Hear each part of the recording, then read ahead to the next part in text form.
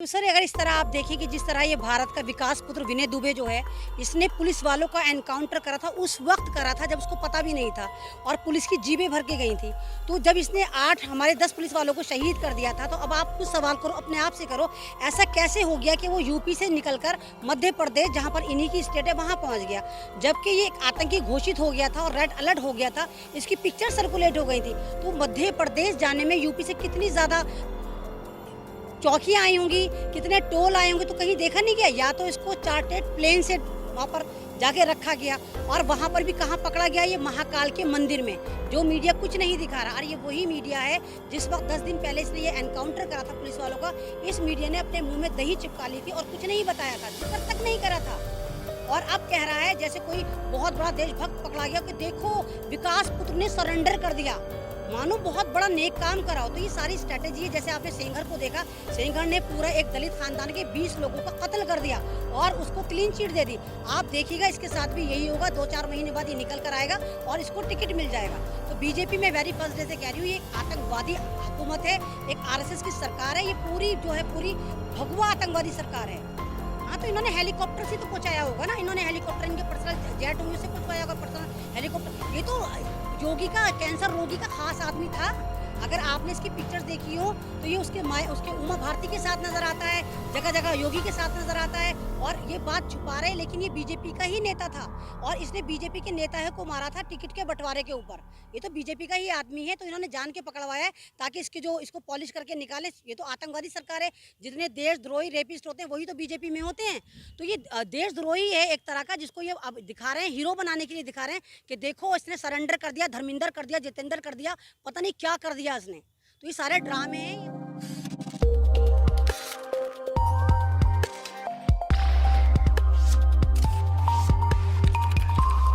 तो सर अगर इस तरह आप देखें कि जिस तरह ये भारत का विकास पुत्र विनय दुबे जो है, इसने पुलिस वालों का एनकाउंटर करा था, उस वक्त करा था जब उसको पता भी नहीं था और पुलिस की जीभें भर के गई थी। तो जब इसने 8 हमारे 10 पुलिस वालों को शहीद कर दिया था, तो अब आप कुछ सवाल करो, अपने आप से करो, ऐसा कैसे हो गया कि वो यूपी से निकलकर मध्य प्रदेश, जहाँ पर इन्हीं की स्टेट है, वहाँ पहुँच गया। जबकि ये एक आतंकी घोषित हो गया था और रेड अलर्ट हो गया था, इसकी पिक्चर सर्कुलेट हो गई थी। तो मध्य प्रदेश जाने में यूपी से कितनी ज़्यादा चौकियाँ आई होंगी, कितने टोल आए होंगे, तो कहीं देखा नहीं गया। या तो इसको चार्टेड प्लेन से वहाँ पर जाके रखा गया और वहाँ पर भी कहाँ पकड़ा गया, ये महाकाल के मंदिर में, जो मीडिया कुछ नहीं दिखा रहा। और ये वही मीडिया है जिस वक्त 10 दिन पहले इसने ये एनकाउंटर करा था पुलिस वालों का, इस मीडिया ने अपने मुंह में दही चिपका ली थी और कुछ नहीं बताया था, जिक्र तक नहीं करा था। और अब कह रहा है जैसे कोई बहुत बड़ा देशभक्त पकड़ा गया कि देखो विकास पुत्र ने सरेंडर कर दिया, मानो बहुत बड़ा नेक काम करा हो। तो ये सारी स्ट्रेटेजी है। जैसे आपने सेंगर को देखा, सेंगर ने पूरा एक दलित खानदान के 20 लोगों का कत्ल कर दिया और उसको क्लीन चिट दे दी। आप देखिएगा इसके साथ भी यही होगा, 2-4 महीने बाद ये निकल कर आएगा और इसको टिकट मिल जाएगा। तो बीजेपी में वेरी फर्स्ट डे से कह रही हूँ, ये एक आतंकवादी हुकूमत है, एक आरएसएस की सरकार है, ये पूरी जो है पूरी भगवा आतंकवादी सरकार है।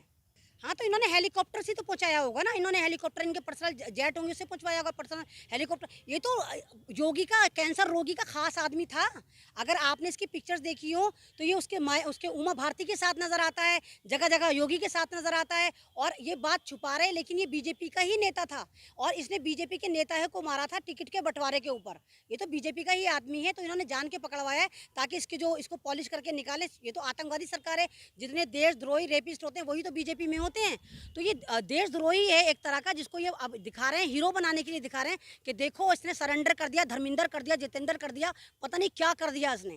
तो ये सारे ड्रामे हैं, ये आपका दिमाग भटकाने के लिए, क्योंकि चाइना से हमारी टेंशन बहुत चल रही है। जब जब सरहद पर टेंशन होगी, जब जब भारत में कुछ ना कुछ स्कैंडल कर देते हैं ताकि मीडिया का दिमाग, सारा मीडिया आपका दिमाग इसकी तरफ लगा दे। तो ये दिमाग भटकाने के लिए ड्रामा करा गया, मुद्दा भटकाने के लिए ड्रामा करा गया है। बिल्कुल मिला हुआ है, ये तो आईटी सैली का बंदा था, ये आरएसएस का ही बंदा था। आप देखिए कि योगी सरकार ने कितनी जल्दी करी कि उसका जो मकान है जाके तोड़ दिया, फोड़ दिया, ध्वस्त कर दिया। क्यों तोड़ा? क्योंकि वहां से सारे सबूत मिटाने थे। वहां पर सरकारी गाड़ियां थी, सारी जो असला था सारा गवर्नमेंट का असला था। ये तो सारा इन्हीं के संरक्षण में पला है, आरएसएस की गोद में पला है, बीजेपी ने उसको प्रमोट करा है। तो इनका अपना आदमी है और अपना आदमी होगा तो भाई बंधु बात चलेगा। अगर आपने देखा हो 8 दिन पहले यूपी के कुछ ब्राह्मण कैसा ट्विटर पे ट्वीट कर रहे थे, कैसे फेसबुक पे पोस्ट कर रहे थे कि देखा ब्राह्मणों की पावर, हमने पुलिस वालों तक को धूल चटा दी। मानो कि बहुत अच्छा काम कराओ, यानी कि जो पुलिसकर्मी हमारे देश के लिए सेवा करते थे, कर वो बेशक नहीं करते थे, वो चाटुकार थे, लेकिन उस वक्त वो पहली बार देश की सेवा करने जा रहे थे, जिसमें वो नाकाम हो गए, अपना ये एनकाउंटर करा कर आ गए। तो भाई दिखाएंगे कैसे? मीडिया जो है इस वक्त, स्ट्रीम मीडिया जो है आईटी सेल है, और पूरा का पूरा ये भगवा आतंकवादी की रखेल है जो स्ट्रीम मीडिया है। तो ये इनको प्रमोट करेंगे, ये तो आतंकवाद को प्रमोट करेंगे। ये सारा वहाँ पर बोलेंगे जहाँ मुसलमान होगा, गाय होगा, गोबर होगा, मस्जिद होगी, मंदिर होगी, जहाँ पर ये फिसाद मचाना चाहेंगे, लेकिन ये मुसलमानों के फेवर में नहीं बोलेंगे। अभी आप देखिए जो ये था, क्या था, हम कॉन्स्टिट्यूशन बचाने की बात कर रहे थे, हम सारे संविधान की कॉपियां लेके बैठे थे, हम गांधी की तस्वीरें लेके बैठे थे, हम भीमराव अंबेडकर की लेके बैठे थे, हम टोटल फ्रीडम फाइटर की पिक्चर्स लेके बैठे थे भारत में 350 प्रोटेस्ट में। और इन्होंने वहाँ के बंदों को उठा उठा के क्या लगाया, UAPA NSA, यानी आतंकवाद का ऐड लगा दिया। जो बेचारा ये कह रहा है कि संविधान बचाने निकले हैं, आओ हमारे साथ चलो, तो ये कह रहे हैं नहीं बेटा तुम जेल में चलो, क्योंकि तुम संविधान की बात कर रहे हो।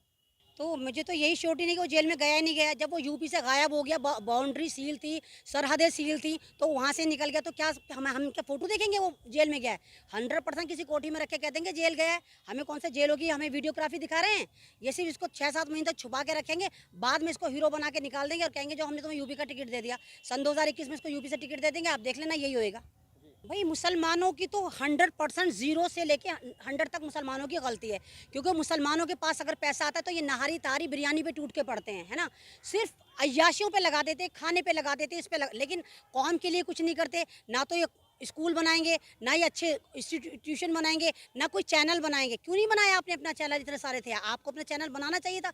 चिल्लाते रहेंगे हमारी आवाज़ नहीं उठाई। अबे आवाज़ कौन उठाएगा जब तुम्हें पता है कि जितना भी स्ट्रीम मीडिया है IT सेल के रखेल है, तो अपना चैनल क्यों नहीं बनाया तुमने? इतना पैसे वाले बना लेते।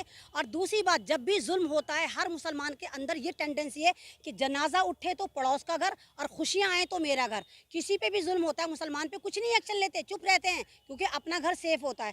जब पूरे भारत में अब बम फूटा NRC का, तब ये सब बिलबिलाए कि हमारे साथ क्या हो गया, लेकिन अभी भी यूनाइटेड नहीं है, अभी भी अपने घर का वेट कर रहे हैं, आवाज़ नहीं उठा रहे।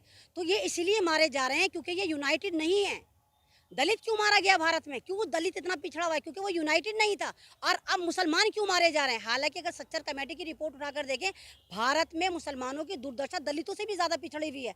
वो अलग बात है कि मुसलमान एजुकेटेड होता है, लेकिन मुसलमान अवेयर नहीं है, मुसलमान यूनाइटेड नहीं है। तो उसको यूनाइटेड होना पड़ेगा, एक प्लेटफॉर्म पे आना पड़ेगा, हर जुल्म के खिलाफ आवाज़ उठानी पड़ेगी। जब एक ऐमन रिजवी हर जुल्म पे बोल सकती है, RSS के साथ हमले हो चुके, उसके बावजूद बोल सकती है, तो आप क्यों नहीं बोल सकते? आप क्यों नहीं जाग सकते? NRC तो लग चुका है, ये जो अब इन्होंने हमें लग रहा है कि NRC नहीं है। सोशल डिस्टेंस को अगर आप डिस्क्राइब करें तो सोशल डिस्टेंस जो है एक तरह का छुआछात है, उसको आपने इंग्लिश में कह दिया सोशल डिस्टेंस, है ना। तो सोशल डिस्टेंस के नाम पर इन्होंने भाइयों को भाइयों से जुदा कर दिया। आज भाई भाई से हाथ नहीं मिला रहा, चलिए इन्होंने करा, अब मुसलमान भी नहीं मिलाते, एक घर में हाथ नहीं मिलाते, ओहो कोरोना हो जाएगा, है ना। तो सोशल डिस्टेंस के नाम पर पहले भाइयों को भाइयों से जुदा करने की तैयारी है, 4 महीने से इस पर वर्क चल रहा है लॉकडाउन के नाम पर, और फिर खानदानों को, फिर स्टेट को, महल्लों को, इस तरह करके डिवाइड करके आपका पूरा सोशल बाइकआउट कर दिया गया और आपको पता तक नहीं चला। आप बाइकआउट हो चुके, आप सबसे दूर हो चुके, आपको नहीं मालूम आपके पड़ोस में क्या है, शादियां हो रही हैं, इंतकालों, आप नहीं जा रहे, तो इसी को सोशल बाइकआउट कहते हैं। और कितनी चालाक है ये हुकूमत कि इसने आपसे ही अपने खानदान वालों का बाइकआउट करा दिया। आपने खुद करा, गवर्नमेंट ने नहीं करा, उसने सिर्फ सोशल डिस्टेंस लाए, बाइकआउट आपने करा। और कोरोना वायरस कोई नहीं है, भारत में नहीं है, सिर्फ कोरोना वायरस हॉस्पिटल में होता है, क्योंकि सारा WHO से फंडिंग चल रही है।